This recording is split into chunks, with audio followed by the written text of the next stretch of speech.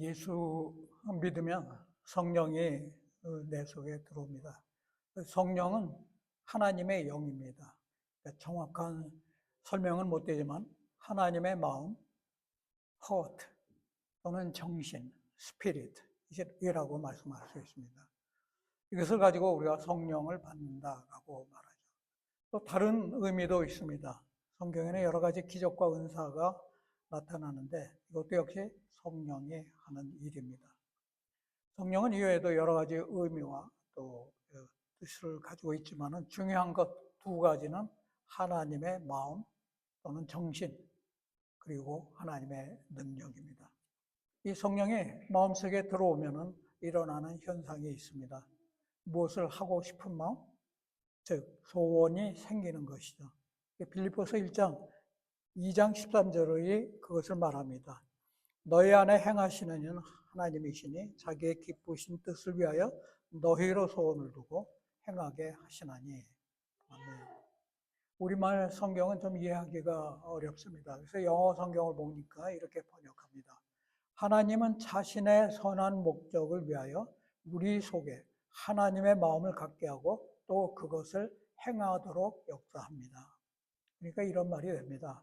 하나님은 자신의 선한 목적을 성취하기 위해서 우리 안에 소원 또는 갈망하는 마음을 주신다. 그리고 그것을 행할 수 있도록 또 능력도 주신다라는 것입니다.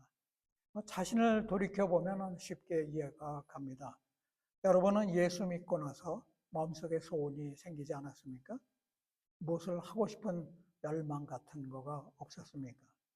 예를 들면 누구를 돕고 싶은 마음이라든지 또는 교회에서 봉사하고 싶은 마음 또는 주님을 위해서 헌신하고 싶은 마음 이런 것을 말합니다. 예수 믿기 전엔 그런 거 없었습니다. 그래서 내 자신의 유익과 평안을 위해서 하는 것이 내 소원이었죠. 그러나 예수 믿은 후에는 좀 다릅니다. 고상하고 고차원적인 소원이 생겼습니다. 이것이 바로 빌립보서 2장 13절이 말하는 바입니다. 하나님이 자신의 선한 목적을 이루기 위해서 예수 믿는 사람 마음속에 그런 소원을 주신다. 무엇을 그리고 어떻게 하느냐는 각자에 따라 다릅니다. 그것은 본인과 하나님과의 사이에서 정해야 될 일입니다. 그것이 한 가지가 될 수 있고 또 여러 가지가 될 수 있고 또 큰 것이 될 수 있고 또 작은 것이 될 수 있습니다. 분명한 사실은 믿는 자라면 누구에게나 주셨다는 겁니다. 그러므로 이것이 내 속에 생겼다라고 하면은 이것이 하나님이 주신 것으로 믿고 그것이 이루어진다는 확신을 가져야 됩니다. 그냥 하나님이 주셨기 때문에.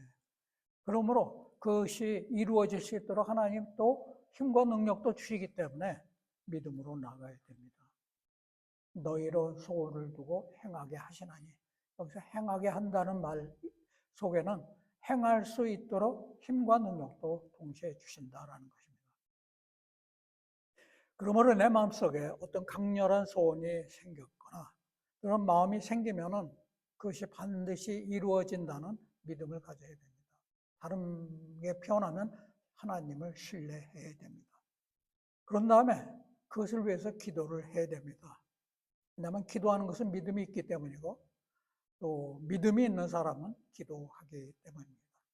하나님이 아무리 나에게 좋고 선한 뜻을 심어 주었다고 하더라도 내가 그것을 위해서 기도하지 아니하면은 하나님도 자리에서 일어나지 않습니다. 그러나 내가 그것이 이루어진다는 확신을 가지고 기도하면 하나님은 나에게 그것을 할 수 있도록 힘과 능력도 주십니다. 이에 대해서 빌립보서 1장 6절은 말합니다. 너희 속에서 착한 일을 시작하신 이가 예수 그리스도 날까지 이루실지를 확신한다. 이 말씀도 마찬가지입니다. 하나님의 뜻이 내 안에서 이루어진다라는 것을 권면하는 것입니다.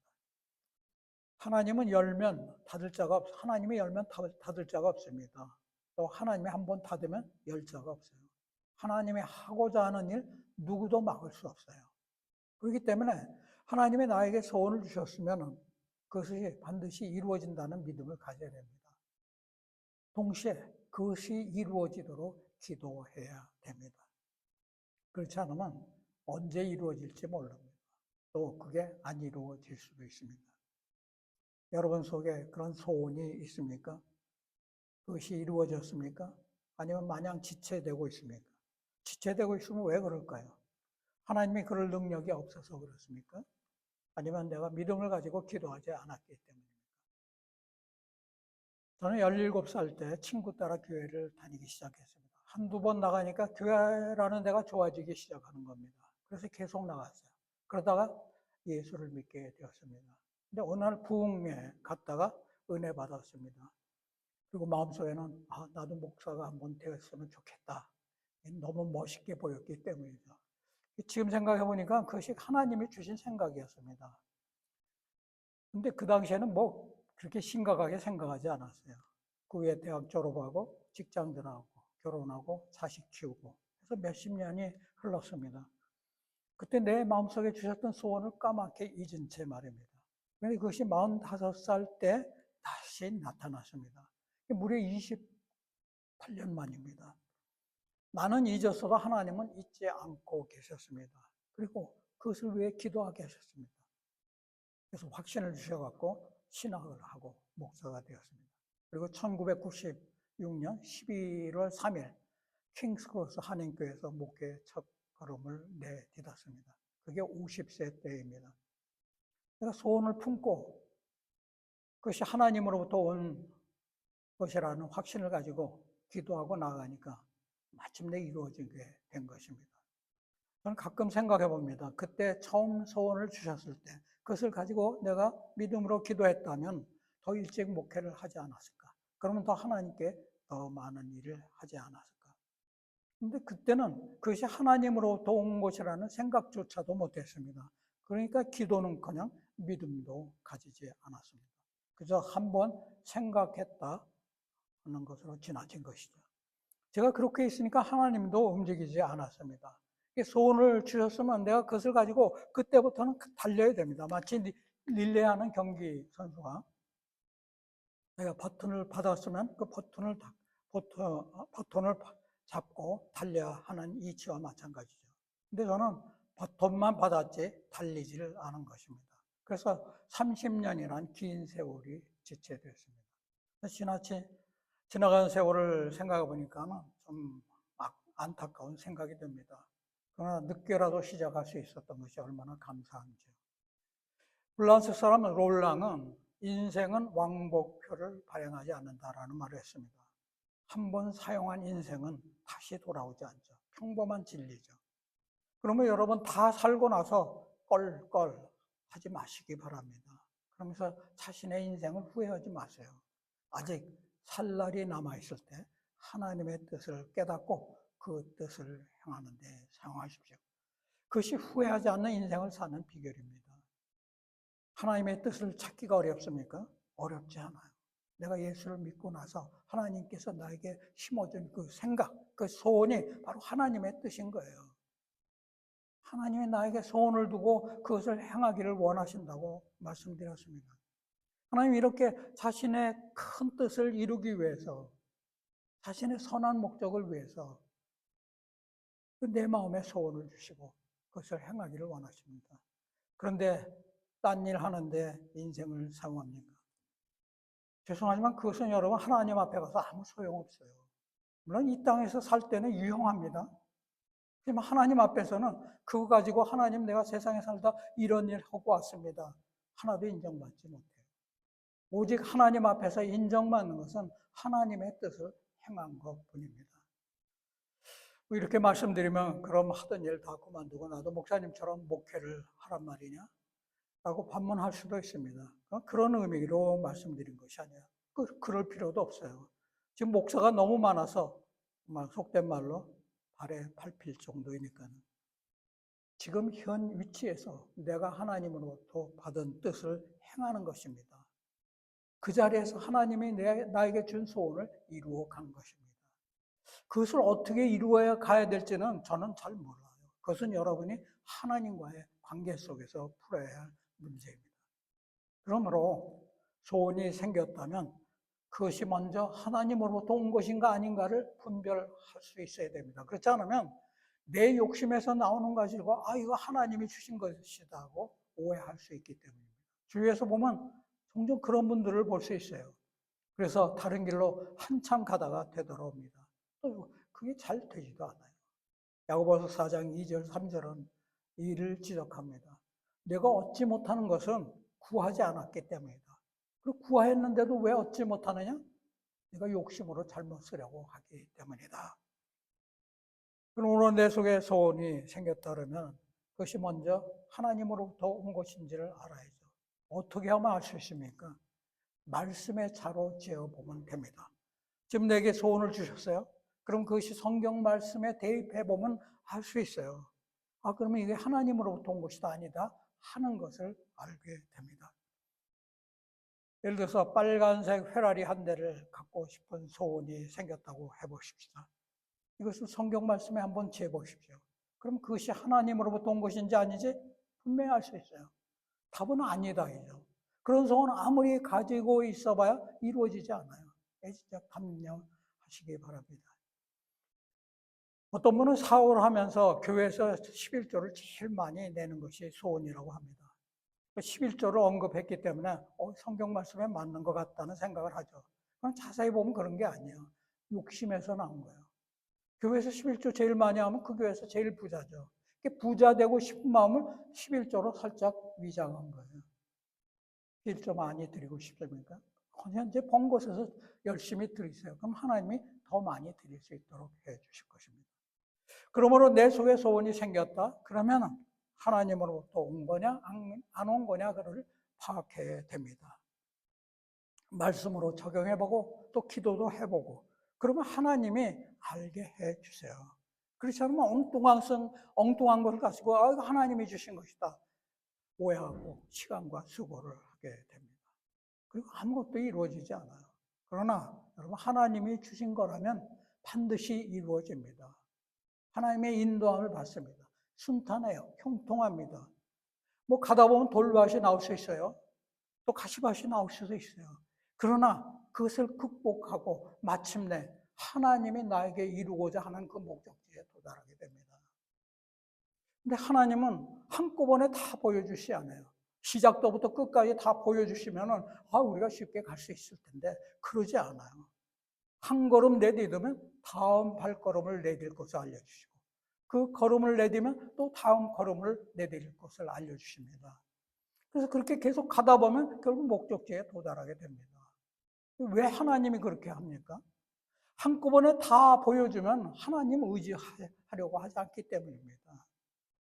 그리고 오늘 내 속에 소원이 생겼다 하면은 이것이 먼저 하나님으로부터 온 것인가 확인해야 되고 또 다음에 확신이 든다면 믿음을 가지고 기도하면서 나아가야 됩니다. 킴 윅스라는 한국인 맹인 처녀가 있습니다. 그녀는 빌리그람 전도대의 일원이 되어서 다니면서 간증을 합니다. 간증의 내용은 이렇습니다.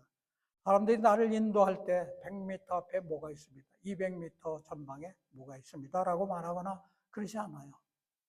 단지 바로 앞에 돌이 있으니까 옆으로 비켜주십시오.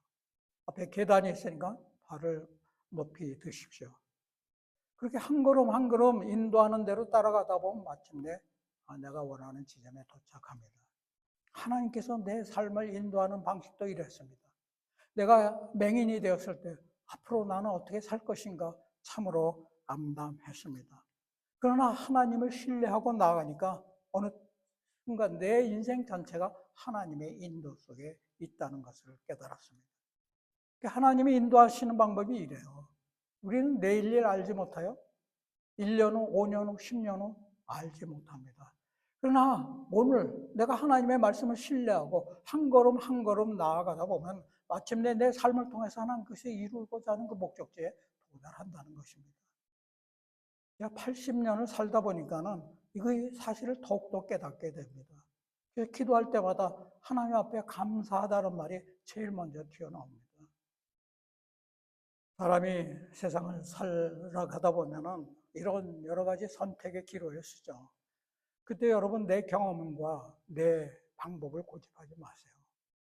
마음을 열고 성령님이 내 속에서 어떻게 인도하는지 거기에 귀를 기울이십시오. 그분이 내게 말씀하시는 것을 들으세요. 그리고 그 인도하심을 따라 가십시오. 그런 목적지에 도달하게 되어 있습니다. 그 목적지는 내가 원하는 곳이 아닐 수 있어요. 그러나 하나님의 원하는 곳입니다. 이게 성령의 인도함을 받는 사람의 삶입니다. 이게 하나님을 신뢰하는 사람의 삶입니다. 이게 믿는 자가 살아야 될 삶입니다. 이 삶에 행복이 있고 승리가 있습니다. 여러분 모두 이런 삶을 사시기를 주님의 이름으로 축원합니다. 아멘. 영국의 청교도 신앙가 존 버년 목사가 왕명을 어긴 죄로 감옥에 갇힙니다. 유명한 철로 역정이라는 책이 그가 감옥에 갇혔을 때 쓴 책이죠. 어느 날 옥사장이 윗사람 모르게 옥문을 열어주면서 말합니다. 목사님, 잠시 집에 가서 가족을 만나보고 오십시오. 존 버년은 좋아서 갑니다. 한참 가다가 다시 되돌아옵니다. 옥사장이 놀라서 묻습니다. 왜 되돌아오셨습니까? 존 버년이 말합니다. 당신의 호의는 참 고마웠으나 내가 가다 보니까 이건 성령의 인도하심이 아니라는 것을 깨달았습니다. 그래서 되돌아왔습니다. 그로부터 몇 시간이 지납니다. 갑자기 왕이 감옥을 시찰합니다. 그리고 존 버년이 그곳에 있는지 확인하고 돌아갑니다. 옥사장은 놀란 가슴을 진정시키면서 말합니다. 목사님이 성령의 인도하심을 받고 그렇게 했기 때문에 목사님도 살고 저도 살았습니다. 앞으로는 목사님이 성령의 인도하심이 있으면 가셔도 좋고 오셔도 좋습니다. 여러분, 하나님이 내게 소원을 주십니다. 그게 성령이라고 그랬죠. 성령의 역사. 불가능한 것이 없고 못하실 일이 없는 하나님께서 주신 것이에요. 그렇기 때문에 우리는 좀 전에 부른 찬양과 같이 그렇게 할 수 있는 것이에요. 이런 하나님을 여러분 내 머릿속에 가둬 놓지 마세요. 하나님은 내 이 작은 머릿속에 갇혀 있는 분이 아니에요. 내가 생각 이상으로 놀라운 일을 행하는 분이 바로 하나님입니다. 우리가 그런 마음과 믿음으로 신앙생활할 때 우리 삶 속에서 놀라운 은혜를 체험합니다. 제가 일일이 다 저의 간증을 할 수는 없지만 놀라운 일을 경험하게 됩니다. 그뿐만 아닙니다. 두려움이 없게 돼요. 하나님이 내 인생을 지금 인도하고 있구나. 또 무엇보다 중요한 것은 내게 주신 소원을 확인하는 것입니다. 그리고 그 소원을 가슴에 품고 이루어지도록 날마다 기도하면서 나아가야 됩니다. 내가 그런 믿음을 가지고 날마다 가다 보면은 하나님이 한 걸음 한 걸음을 인도하세요. 나는 잘 몰라요. 그러면 하나님이 인도하는 대로 가다 보면은 마침내 하나님께서 내게 주신 소원이 이루어지는 것을 보게 됩니다. 강남 중앙침례교회 피영진 목사라는 분이 있습니다. 그분의 간증에 이런 것이 있습니다. 신학교 시절에 그는 200만 원짜리 싸구려 전세방에서 삽니다. 그는 쥐가 돌아다닐 정도로 초라한 집이었습니다. 그러나 그는 하나님께서 자기의 목회에 소명을 주셨다고 믿고 신학교에 갔고 그래서 공부를 하고 있다고 믿고 하나님을 신뢰합니다. 신학교 졸업하는 날입니다. 뒷산에 올라가서 유학을 위해서 기도합니다. 하나님이 그의 마음속에 확신을 주셔갖고 1986년에 미국으로 유학을 떠납니다. 이 주위 사람들은 유학은 큰 돈이 드는 일인데 부모님 도움 없이 어떻게 떠나냐라고 묻고 말립니다. 그러나 그는 하나님께서 책임져 줄 것이라는 확신을 가지고 떠납니다. 하나님은 그 신뢰를 저버리지 않았습니다. 어느 한인교회에서 목회를 할 수 있게 하신 거예요. 그래서 목회 경험도 쌓고 또 사례도 받고 그래서 유학 생활을 마치게 되었습니다. 전능하신 나의 주 하나님은 능치 못하실 일이 없네. 우리의 모든 간구도 우리의 모든 생각도 우리의 모든 꿈과 소망도 신실하신 나의 주 하나님 우리의 모든 괴로움을 바꿀 수 있네. 불가능한 일을 행하시고 죽은 자를 일으키시니 그를 이길 자 아무도 없네. 우리가 아까 불렀던 복음성가 전능하신 나의 주 하나님입니다. 다른 복음성가를 부를 때도 그렇지만 저는 이 복음성가를 부를 때마다 참 양심의 가책을 받습니다. 정말 내가 하나님을 그 가사와 같이 믿고 있느냐? 정말로 내가 믿고 있다면 두려움, 걱정, 근심, 불안 모두 없어질 텐데 아무리 경제 사정이 좋지 못할지라도 아무리 사업이 안 될지라도 아무리 장래가 문제가 될지라도 건강이 힘들지라도 두려워할 것이 없는데 왜 나는 이렇게 항상 걱정과 근심 속에서 살고 있지? 이 전능하신 하나님을 믿지 못하기 때문이 아니겠습니까? 능치 못할 일이 없는 하나님이 내 옆에 계신데, 나를 돕기 위해서 계신데, 그 하나님에게 도움을 청하지 않고 내 힘으로 해결하려고 하기 때문이 아니겠습니까? 여러분, 아까 불렀을 때 이 찬양의 가사 내용을 정말로 깨닫고 부르셨습니까? 그리고 하나님, 정말 난 하나님을 신뢰합니다 라는 마음 불렀습니까? 아니면 그냥 입술로만 그냥 중얼거리고 말았겠습니까? 하나님은 히브리서 13장 5절에 다음과 같이 약속합니다. 내가 결코 너희를 버리지 아니하고 너희를 떠나지 아니하리니 하셨느니라. 역성경은 좀 평이하게 말하지만 Amplified 바이블은 실감나게 표현합니다. 나는 어떠한 일이 있어도 네가 공경에 처했을 때 도와주지 아니하고 그냥 떠나지 않는다. 너를 버리지 않겠다. 너를 let down 시키지 않을 것이다. 여기 보면 I will not, I will not, I will not, 이 I will not이라는 말이 3번 나옵니다. 그러니까 하나님은 무슨 일이 있어도 너를 버리지 않겠다. 너가 어떤 형편에 처해 있을지라도 너를 포기하거나 버리지 않겠다고 말합니다. 하나님이 지금 이 약속을 우리에게 하고 있습니다. 그것도 아주 단단하게 말입니다. 여러분, 하나님의 약속 의심하지 마세요. 의심하는 것은 마치 요동하는 바다 물결 같아서 아무것도 하나님으로부터 얻지 못한다고 야고보서 1장 7절은 말합니다. 오늘 하나님이 아브라함에게 나타납니다. 그리고 뜬금없이 너에게 후손을 주겠다고 합니다. 그에게는 자식이 없어요. 아내 사라는 불임 여성입니다. 그런데 자식을 주시겠다? 근데 그는 그것을 믿습니다. 현실과 상황은 불가능한 일인데 하나님의 약속을 믿은 겁니다. 그래서 그는 그 약속을 가슴에 품고 기다립니다. 하나님이 그의 마음속에 소원을 심어준 것이죠. 아무리 기다려도 자식이 생기지 않아요. 세월이 흐릅니다. 이제 99살이 됐습니다. 자식을 낳을 수 있다는 소망은 다 끊어졌어요. 이제 포기할 때입니다. 성경을 보면 그는 그래도 믿음을 버리지 않고 하나님을 신뢰했다고 합니다. 18절을 보면 아브라함이 바랄 수 없는 중에 바라고 믿었으니 이는 내 후손이 이같이 이 같으리라 하신 말씀대로 많은 민족의 조상이 되게 하려 하심이라.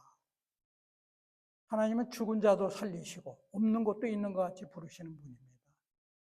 그는 하나님을 신뢰했습니다. 그것도 완전 100% 신뢰했습니다.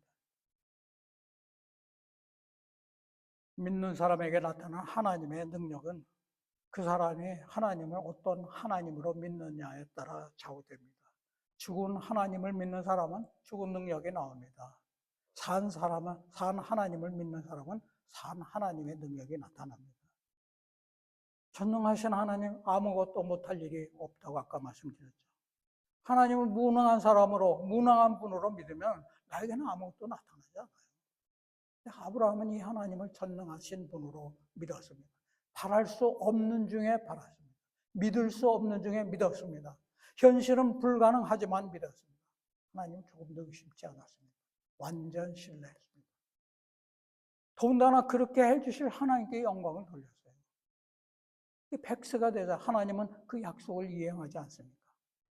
백세에 그가 얻은 아들 이삭입니다. 여러분이 믿는 하나님 어떤 하나님입니까? 죽은 하나님입니까? 산 하나님입니까? 죽은 하나님 믿는다고 말하실 분 아무도 없을 것입니다. 그러면 산 하나님의 능력이 여러분 삶 속에서 일어납니까? 종교개혁자 마틴 루터는 하나님을 하나님 되게 하라고 했습니다.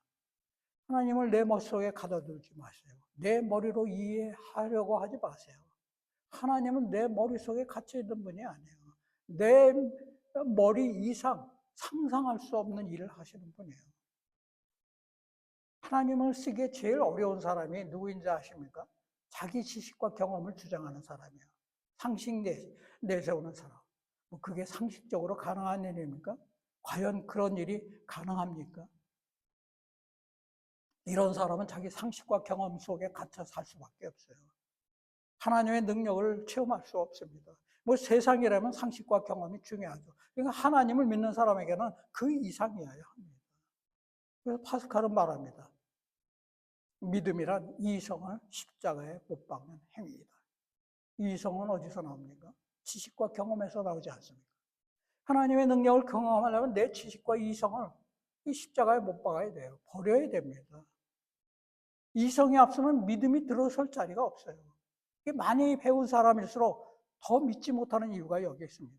또 나이가 들수록 그래요. 머리가 굳어져 갖고 이성과 경험과 지식에 갇혀져 있어 갖고 예수 믿지 못하는 것이에요. 어린아이들은 다르지 않습니까? 마음이 백지와 같아서 무엇을 말해도 믿습니다. 설사 거짓말을 해도 믿으려고 합니다. 통계에 의하면 예수 믿는 사람 중에 80% 이상이 20세 이전에 예수를 믿었다고 합니다. 여러분, 하나님의 신실하심을 믿으시기 바랍니다. 그분을 여러분 신뢰하세요. 신뢰는 정적으로 맡기는 행위이십니다. 마치 아기가 엄마 품속에서 안심하고 맡기는 것과 마찬가지입니다. 따라서 하나님을 신뢰하고 나아가면 나에게 주신 그 소원은 반드시 이루어집니다. 제가 늦게나 신학을 하고 목사가 된 것은 바로 하나님께서 그때 나에게 심어준 그 소원 때문이었습니다. 그러므로 나에게는 믿음이 영원합니다. 이 믿음이라는 건 어느 순간에 내가 예수 믿습니다 하는 순간이 있지만은, 그런 믿음도 있지만은 그것을 계속해서 지속시키는 믿음이 있어야 됩니다. 그래야 중도에서 포기하지 않고 단념하지 않고 끝까지 견딜 수 있습니다. 아브라함을 통해서 이 사실을 배우시기 바랍니다. 아브라함의 이야기가 성경에 쓰여진 것은 그가 우리 믿음의 본보기이기 때문입니다. 그는 우리의 믿음의 샘플입니다. 그와 같이 믿으면 우리도 아브라함과 같은 복과 은혜를 받는다라는 것입니다. 여러분, 내 믿음의 척도는 내가 하나님을 얼마나 신뢰하느냐에 따라서 달려 있습니다. 이 하나님을 신뢰하지 않기 때문에, 또는 신뢰도 대충 하거나 제대로 신뢰하지 않기 때문에 나를 통해서 하나님의 뜻이 지금 지체되거나 이루어지지 않고 있습니다. 머리로만 믿으려고 하지 마십시오. 그것이 가슴까지 내려오게 하십시오. 오늘 말씀을 듣고 나도 아브라함 같은 믿음 가져봤으면 얼마나 좋을까 라는 데서 끝나면 안 돼요. 그러면 말짱한 일이에요. 내게 주신 소원이 있습니다. 하나님을 신뢰하고 아브라함과 같이 믿음을 가지시고 나아가세요. 오늘의 이 이야기는 몇천 년 전에 살았던 아브라함의 이야기로 끝나는 것이 아니고 오늘 이 순간에도 이 말씀을 믿음으로 받아들이는 자에게 모두 해당되는 말입니다. 상황과 현실이 내 생각대로 안 된다고 포기하지 마세요. 하나님을 신뢰하시면 결국 승리를 얻게 됩니다. 이제 2026년 1월이 다 지나가고 있습니다. 이 새해 하나님께서 여러분에게 어떤 소원을 주셨습니까? 아무것도 없습니까? 그처럼 불행한 인생도 없을 겁니다. 또는 소원은 무슨 소원? 그런 거 가져봐야 무슨 소원이 있어? 이루어지지도 않는데. 그냥 세상 돌아가는 대로 사는 게 인생이지 뭐야? 그렇게 하시겠습니까? 그러면 죄송하지만 금년은 작년과 별 차이 없이 살게 될 것입니다. 오히려 발전보다는 오히려 퇴보하는 인생입니다. 그처럼 불행한 인생이 아니에요. 하나님께서는 금년이라는 새로운 기회를 주셨는데 그것을 그냥 물결 따라 세상 따라 살아간다면 그만큼 낭비도 그런 낭비가 어디 있겠습니까? 그러나 내가 기도하는 중에 말씀 읽는 중에 하나님께서 어떤 영감을 불어넣으셨다. 성령이 내 마음을 감동시켜서 어떤 소원을 주셨다면 이게 하나님으로부터 온 것이라. 그렇게 믿고 그것을 위해 믿음으로 나아가세요. 반드시 이루어집니다. 왜냐하면 하나님이 여러분을 구원하고 예수 그리스도로 인해서 여러분을 구원해서 하나님의 자녀가 된 것은 그래 이제 자녀가 됐으면 이제 마음대로 살아라 하는 것이 아니야. 여러분을 이 땅에 남겨놓으시고 여러분을 통해서 하시고자 하는 일이 있기 때문입니다. 그 일을 어떻게 주십니까? 우리 마음속의 소원이라는 것을 마음을 통해서 주시는 것입니다. 그래서 그것이 내 마음속에 들어왔을 때 이게 하나님께서 주신 것이구나. 말씀에 재보고 기도해보고 확신이 생기면 그것을 가지고 금년 안에 사십시오. 여러분의 삶이 금년에 큰 승리를 얻게 되실 것입니다. 이러한 믿음과 자세로 남은 금년 안에 2026년 11개월 남았습니다. 그렇게 사심으로 여러분의 삶이 승리로 이끌게 되시기를 주님의 이름으로 축원합니다. 아멘. 오늘 들으신 말씀 한번 되돌아보십시오. 아브라함은 죽은 자를 살리고 없는 것을 있는 것 같이 부르시는 하나님을 믿었어요. 그는 나이가 100세가 되어도 자식을 낳는 것이 불가능했지만 하나님의 약속을 의심하지 않고 기다리다가 마침내 아들 이삭을 얻었습니다. 여러분은 하나님을 어떤 분으로 믿습니까? 불가능한 일이 없는 분, 죽은 자를 살리는 분, 없는 것이지만 있는 것으로 부르시는 분으로 믿습니까?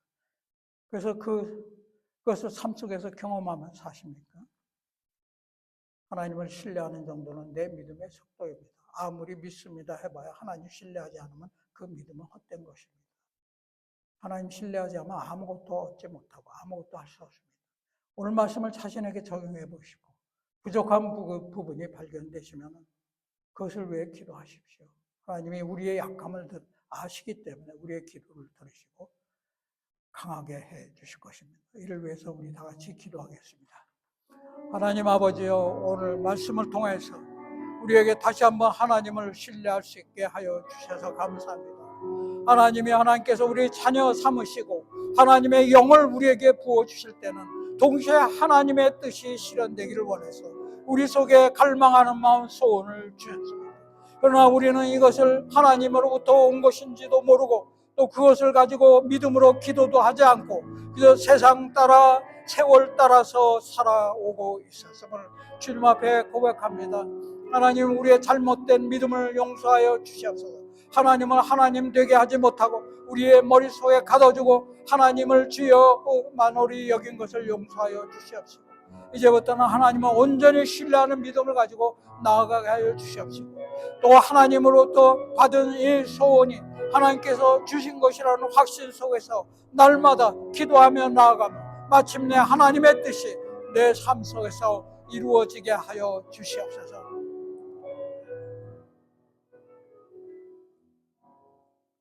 죽은 자를 살리시고 없는 것을 있는 것으로 부르시는 전능하신 하나님, 하나님께서는 못하실 일이 없습니다.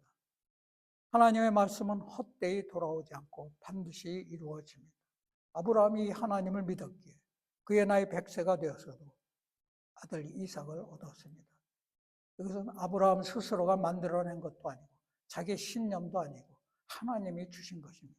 그가 그 약속을 의심치 않고 믿음으로 나아갔을 때 결국은 하나님의 약속의 선물을 받았습니다. 하나님 아버지, 오늘 말씀을 통해서 이것을 깨닫게 하여 주시옵소서.